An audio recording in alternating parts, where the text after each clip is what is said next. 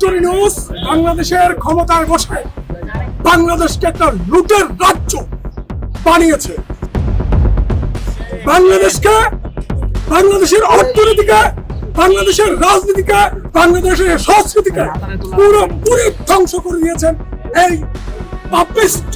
দেশের উন্নতি অগ্রগতি ত্বরান্বিত করবে বলে জনগণ এবং ছাত্রছাত্রীরা ওনাকে আমরা বিশ্বাস করেছিলাম, কিন্তু দুর্ভাগ্যজনক হলেও সত্য যে ওরা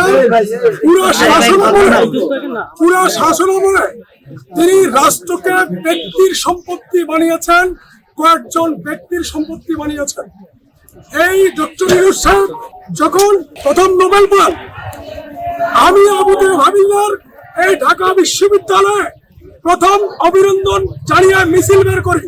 তৎকালীন রাজনৈতিক দলগুলো, ছাত্র সংগঠনগুলো এর বিরোধিতা করেছিল।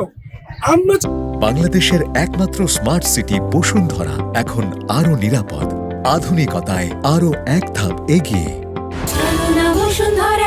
চেয়েছিলাম তাকে একটা সম্মান দেয় ঢাকা বিশ্ববিদ্যালয়ের জায়গা থেকে, কিন্তু সেই আমাকে যে ডক্টর ইউনূসকে অভিনন্দন জানানোর জন্য ঢাকা বিশ্ববিদ্যালয়ের মাটিতে আমি অভিনন্দন মিছিল বের করেছিলাম,